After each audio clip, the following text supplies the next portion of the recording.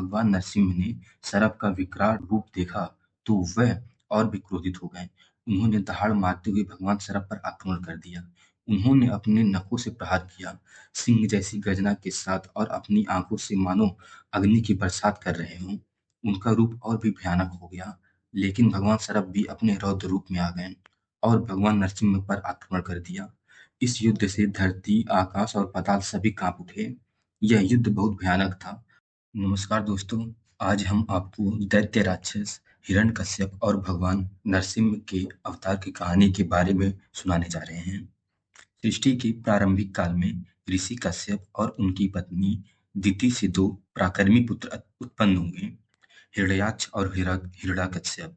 दोनों का जन्म असुर वंश में हुआ था, लेकिन उनके पास अपार शक्ति और साहस था। हिरण्याक्ष ने पृथ्वी को समुद्र में ले जाकर छुपा दिया और उस समय भगवान विष्णु ने हिरण्याक्ष को मारकर पृथ्वी को बचाया था।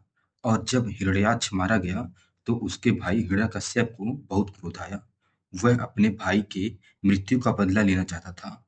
उसने प्रण लिया कि मैं विष्णु को हराकर पूरे ब्रह्मांड पर राज करूंगा।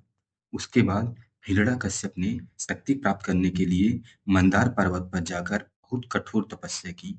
कई वर्षों तक बिना कुछ खाए पिए वह सिर्फ एक टांग पर खड़े होकर ब्रह्मा जी का ध्यान करता रहा और अंत में भगवान ब्रह्मा जी प्रसन्न होकर उसके सामने प्रकट हुए और बोले, हे दानवराज, मांगो, तुम्हें क्या वरदान चाहिए। हिरण्याकश्यप ने ब्रह्मा जी से अमर होने का वरदान मांगा, लेकिन ब्रह्मा जी ने कहा कि अमरता केवल देवताओं को मिल सकती है और किसी को नहीं। तब उसने बड़ी चतुराई से कहा, अगर आप मुझे अमरता का वरदान नहीं दे सकते तो मुझे ऐसा वरदान दीजिए कि मुझे ना कोई देवता मार सके, ना कोई असुर मार सके, ना कोई दानव, ना कोई मनुष्य, ना कोई पशु, ना कोई पंछी, ना मेरी मृत्यु दिन में हो, ना मेरी मृत्यु रात में हो, ना घर के बाहर, ना घर के अंदर, ना जमीन पर हो, ना आकाश में हो, ना किसी अस्त्र से हो, ना किसी शस्त्र से हो। ब्रह्मा जी ने उसे यह वरदान दे दिया। वरदान पाकर हिरण्याकश्यप का अहंकार आसमान छूने लगा। उसे लगा वह अजेय है और उसे कोई नहीं मार सकता।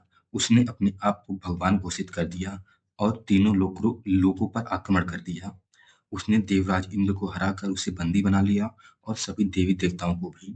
उसने पूरे राज्य में आदेश दिया कि अब से केवल मेरी पूजा होगी। जो भी भगवान विष्णु की भक्ति करेगा उसे मार दिया जाएगा। उसके डर के कारण उसकी पूरी प्रजा उसकी पूजा करने लगी और कुछ समय बाद उसके घर एक पुत्र का जन्म हुआ जिसका नाम प्रहलाद था।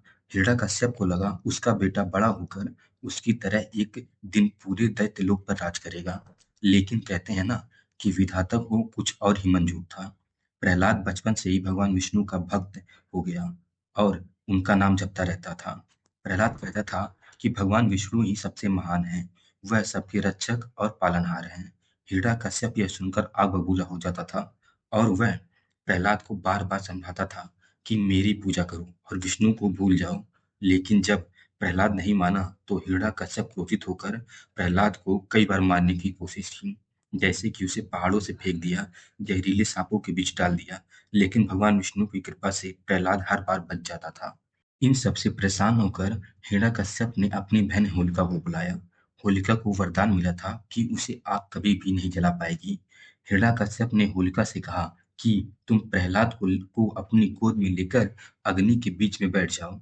आग तुम्हें नहीं जलाएगी और प्रहलाद आग में जलकर भस्म हो जाएगा।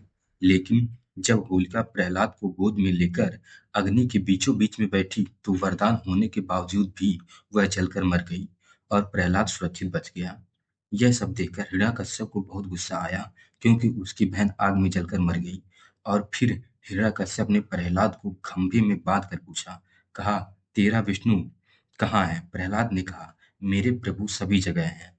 हिरण्याकश्यप ने कहा, क्या तेरा प्रभु इस खंभे में भी है? प्रहलाद ने शांत स्वर में कहा, हाँ पिताजी, मेरे भगवान विष्णु इस खंभे में भी हैं।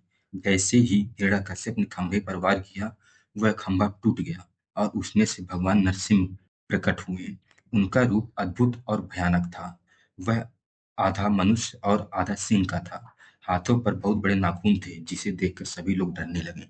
भगवान विष्णु ने ब्रह्मा के वरदान का मान रखते हुए भगवान नरसिंह के रूप में हिरण्याकश्यप के सामने प्रकट हुए और उसे पकड़कर अपने जांघों पर लिटा दिया और बोले, देख हिरण्याकश्यप, इस समय ना दिन है ना रात, इस समय संध्या है, और तुम ना घर के बाहर हो ना घर के अंदर, तुम इस समय चौखट पर हो। ना जमीन में हो ना ही आकाश में, तुम इस समय मेरी जगह पर हो। ना मैं देव हूँ ना ही दानव हूँ, ना ही मैं पशु हूँ ना ही मैं मानव हूँ, मैं दोनों हूँ। और मेरे पास ना कोई अस्त्र है ना ही कोई शस्त्र। मैं तुम्हें अपने इन बड़े बड़े नाखूनों से मार डालूंगा। और फिर उसके बाद भगवान नरसिंह ने अपने नाखूनों से हिरण्यकश्यप के पेट को फाड़ दिया, उसे मार दिया। हिरण्यकश्यप को मारने के बाद भी उनका क्रोध शांत नहीं हुआ, और पूरे ब्रह्मांड पर डर का माहौल छा गया। उनकी आंखों से अग्नि निकल रही थी, और उनके नाखून पूरा लाल हो चुका था, और उनकी गर्जना से तीनों लोग कांप उठा। चाहे वह देवता हो, ऋषि हो, मनुष्य हो, कोई भी हो, सभी उनको शांत करने में असफल रहे। लग रहा था कि अब वह पूरे ब्रह्मांड को नष्ट कर देंगे। नरसिंह भगवान के इस क्रोधित रूप को देखकर सभी देवता डर के कारण भगवान ब्रह्मा के पास गए।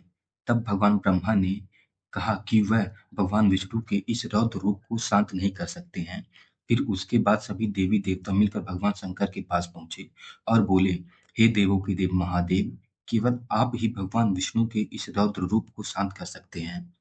यदि नरसिंह भगवान का क्रोध ऐसे ही बढ़ता रहा तो पूरे सृष्टि का विनाश हो जाएगा। तब भगवान शिव ने कहा, ठीक है, मैं भगवान विष्णु के इस रौद्र रूप को शांत करने के लिए एक अवतार का रूप लूंगा, जो भगवान नरसिंह के क्रोध को शांत कर सके और उसे वश में कर सके।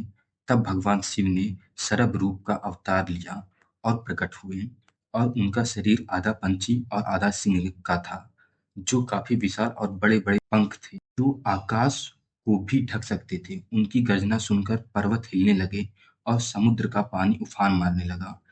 इस रूप को देखकर सभी देवता स्तब्ध रह गए। भगवान शिव का सारा ग्रुप भगवान नरसिंह से बोले, हे प्रभु, अब आप शांत हो जाइए। आपने जिस कार्य को पूरा करने के लिए इस रूप को धारण किया था, अब वह पूरा हो गया है।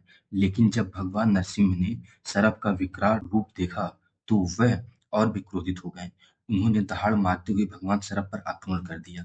उन्होंने अपने नखों से प्रहार किया, सिंह जैसी गर्जना के साथ, और अपनी आंखों से मानो अग्नि की बरसात कर रहे हों। उनका रूप और भी भयानक हो गया। लेकिन भगवान सरप भी अपने रौद्र रूप में आ गए और भगवान नरसिंह पर आक्रमण कर दिया। इस युद्ध से धरती, आकाश और पाताल सभी कांप उठे। यह युद्ध बहुत भयानक था और कई दिनों तक चला। इस युद्ध को देखकर सभी देवता, ऋषि, गंधर्व विस्मित हो गए, मानो पूरा ब्रह्मांड जैसे उस पल में ठहर गया हो। इस युद्ध का मानो कोई अंत ही ना हो।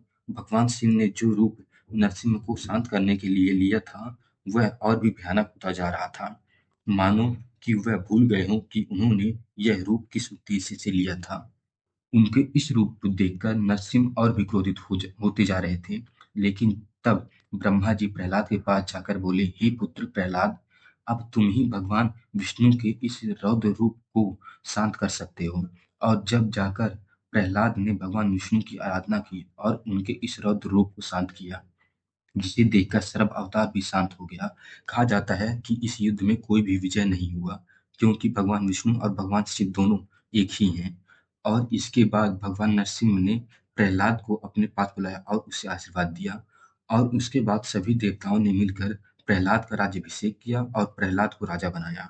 दोस्तों, अगर यह कहानी आपको अच्छी लगी और पसंद आया तो कृपया वीडियो को लाइक, सब्सक्राइब और अपने दोस्तों के साथ शेयर करना ना भूलें।